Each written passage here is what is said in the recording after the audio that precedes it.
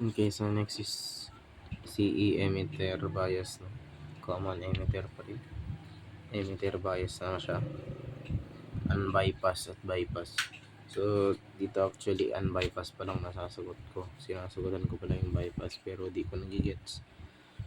Rather nalilito ako sa kung ano formula ang gagamitin ko. So, basta turo ko na lang sa'yo kung ano alam ko.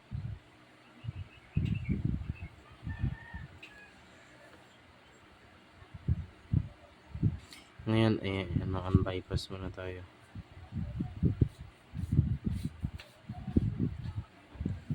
Sa unbypass, ganito ang itsura.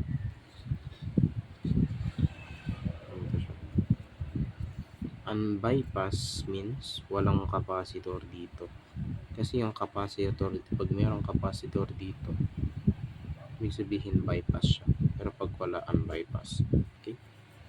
So, emitter bias daw siya. Emitter bias. Ganyan. Ganyan ang ano niya.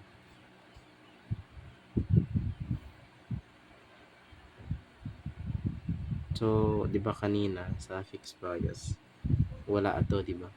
Kaya wala rin to sa diagram. Ngayon meron na. Yan mo, siya lang yung nagbago. Na-connect siya.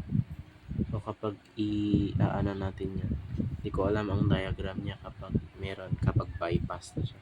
Hindi ko alam kung matatanggal ito or ano.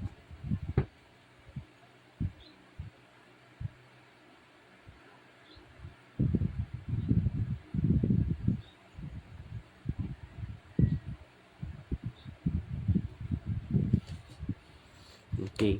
So, yun na. Ang formula is ito. May nadagdag. Diba? 4 lang yun. ZI, ZO, AVAI. Ngayon may dinagdag ZB.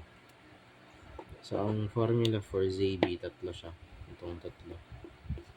So, yung nasa module, hindi ko alam kung ano yung restrictions nitong tatlo. As in, wala siyang nakalagay, hindi gaya ng kanina na if RO is greater than or equal to 10 RC, ganun walang nakalagay. Or siguro di ko lang nakita. So, ganyan na. Ayan yung bagong formula niya.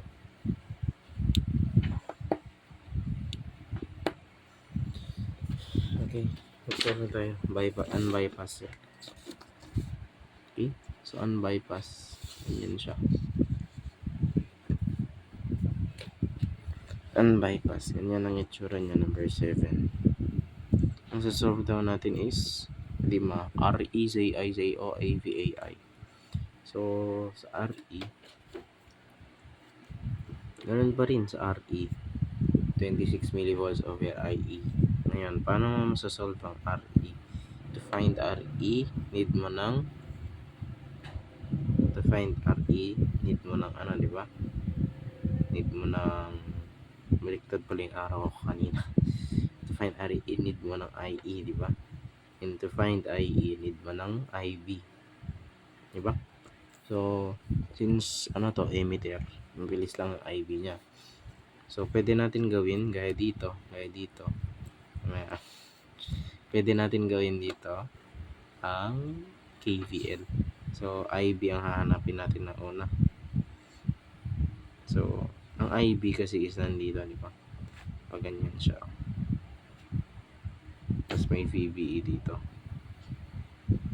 Di ba? So, ganito siya dadaan. So, negative VCC plus IBRB plus VBE is equal to 0. Ganyan siya. And magiging formula mo is IBRB, ilipat mo lang yung dalawang voltage, as divide both sides by RB. Ayan ang IB mo. Formula niya.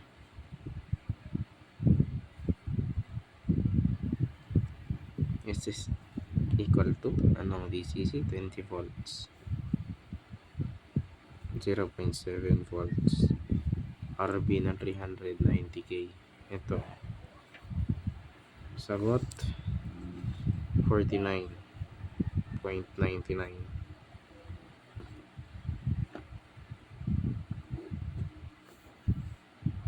Ay ina next.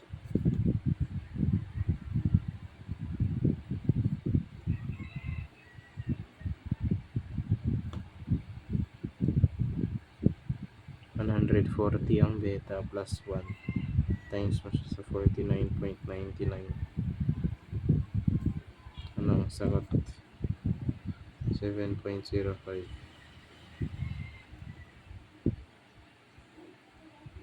Ngayon plus RE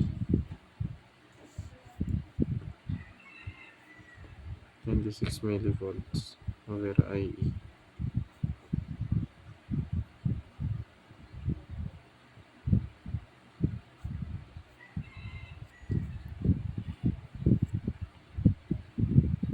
$3.69 ang sagot ko na meron ng RE. Next. ZI na. A ito eh. B. ZI.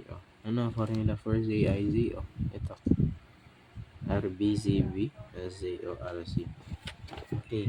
So, ang gagamitin natin for VB para mas accurate, gamitin natin ito kaysa dito. Ito.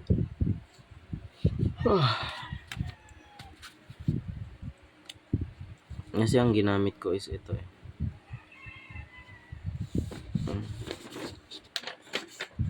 I think same lang. Wait lang. Okay.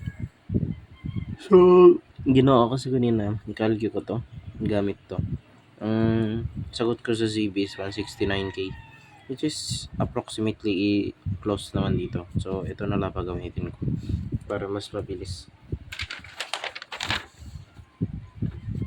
Same lang sila. So, sa ZI, ay ZB mo na. Bakit kasi nasolve ang ZB? Dito kasi yun para solve ang ZI. Okay, so ZB is beta RE, which is equal to 140 times, ano yung RE? 1.2k. Anong sagot ko? 168.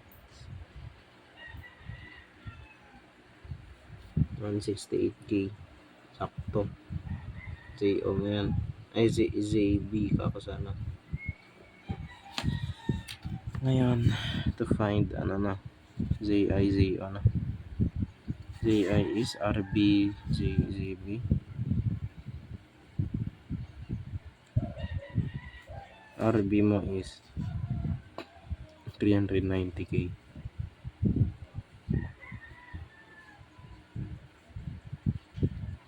Naging sagot ko is 117.42k. Yun ang ZI. ZO equal to RC. So ZI is equal to RC, which is equal to 2.2k.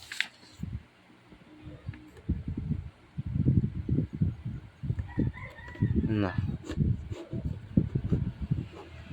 Life, that's why. Ayun na. Tapos, ano na yung letter C, AVAI na.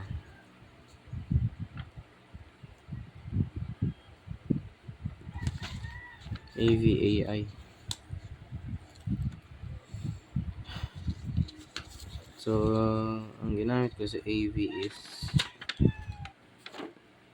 ito.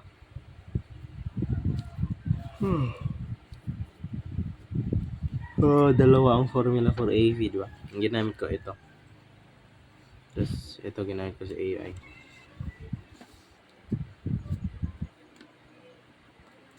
AV is equal to negative RC.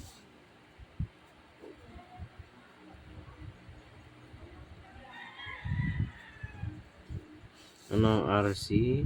2.2K. Ang RE 3.69 plus RE 1.2K. Kawin nga. AV negative 1.83. AV ko yan. Tapos AI is equal to negative AV over ZIRC. Tama, same lang pa. Ngayon, negative 1.83 times ano ang ZI 117.42 kilo. Tapos RC mo na 2.2K. Which is equal to 97.67. Yun na. Yun na. Tapos na.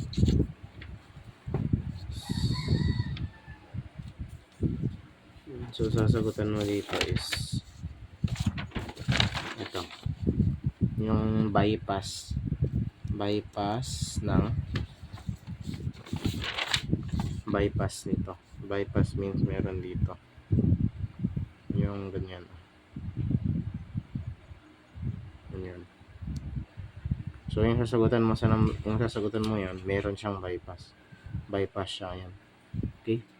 And ito yung napansin ko na ginamit nila sa formula sa book kanina kapag bypass. Yan ang ginagamit kapag ZI, ZO, same lang.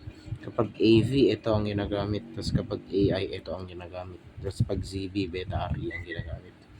Naguluhan na ako dito. Kaya ni AI ko kanina magulo pa rin. Malalo na sa book. Kaya hindi ko na alam. Yan na lang solve mo.